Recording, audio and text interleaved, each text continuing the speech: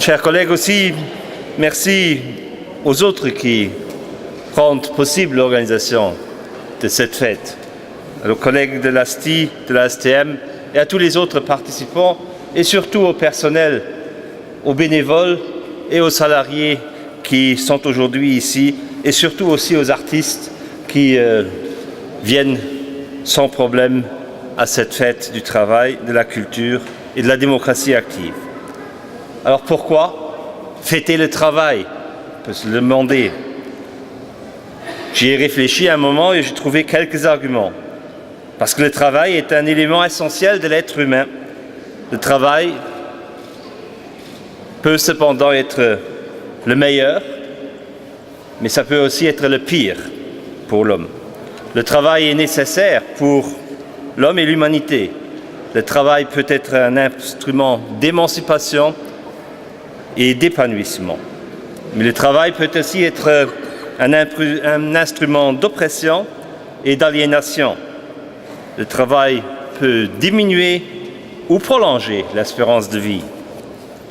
Le travail peut être source de souffrance ou source de bonheur. Il peut être associé à l'exploitation, alors il est synonyme de pauvreté, de peine, d'insatisfaction. Le travail que nous fêtons, c'est le travail qui est respecté, qui est exercé dans des conditions humaines, dignes, qui est reconnu à sa juste valeur, qui est équitablement rétribué. Nous fêtons un travail qui devrait être source de satisfaction, un travail autonome, un travail pour lequel nous construisons de l'utile pour l'humanité. Et la culture, elle aussi, est inhérente à l'homme et elle est ambivalente. La culture peut être aussi un instrument d'oppression, de domination. Elle peut glorifier les dominants, intimider le peuple, lui faire croire que le monde ne peut pas être changé. La culture peut écraser, elle peut être élitaire, elle peut servir le plaisir des riches, tout en écartant le peuple. La culture pour l'élite, les jeux pour les autres. Mais la culture peut aussi agrémenter la vie pour tous. Elle peut apporter la beauté dans la vie et cela ne doit pas être réservé aux riches et à leurs serviteurs intellectuels. La culture telle que nous la concevons doit être une culture pour tous, une culture qui contribue à l'émancipation de l'humanité et elle peut le faire et elle peut aussi contribuer à l'épanouissement personnel.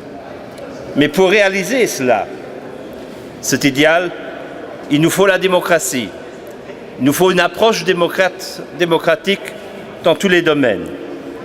Et pour pouvoir fêter ce travail, cette culture, nous devons aussi lutter contre toutes les formes d'aliénation, d'exploitation, petites et grandes.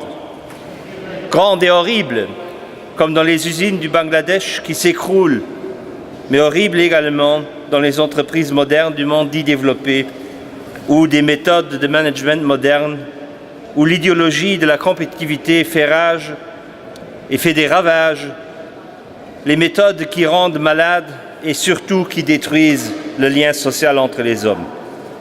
Contre cela, nous devons opposer la solidarité, la culture et la démocratie active.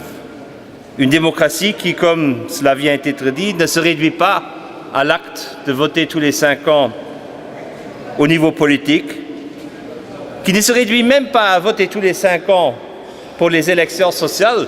C'est important, nous faisons un travail important pour inviter tous les citoyens à participer à ces élections, à voter, parce que, on peut aussi le dire, on doit le dire, les élections sociales, les élections pour la Chambre des salariés, c'est l'élection la plus démocratique qui existe dans ce pays.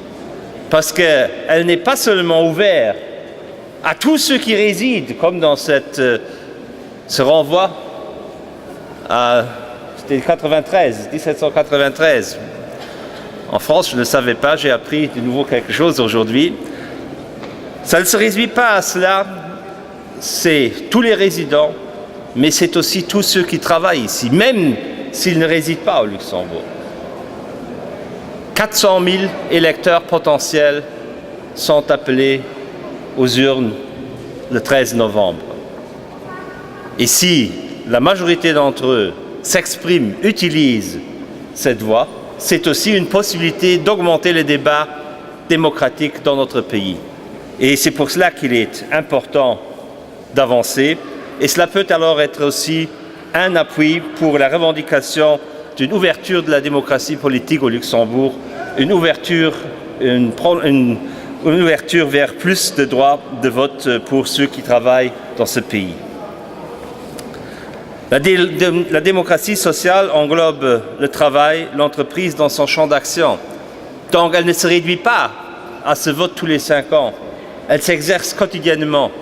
Et c'est là le travail que les délégués du personnel qui sont élus doivent faire dans le monde du travail. Mais pour cela aussi, il faut avoir beaucoup de courage. Parce que dans le monde actuel, l'idée de la démocratie sur le lieu de travail semble bloquée. Et il faut du courage, de l'activité pour avancer et remettre en chantier la démocratie sociale tous les jours. Et pour continuer dans la quête de cet idéal, il faut utiliser la culture, s'approprier la démocratie, il faut tisser patiemment le lien social par la solidarité, par la discussion, mais par la fête aussi. Et c'est pour cela que nous organisons cette fête. Et j'espère qu'en 2 ans, on pourra fêter le 10e anniversaire de cette initiative. Merci et bonne journée.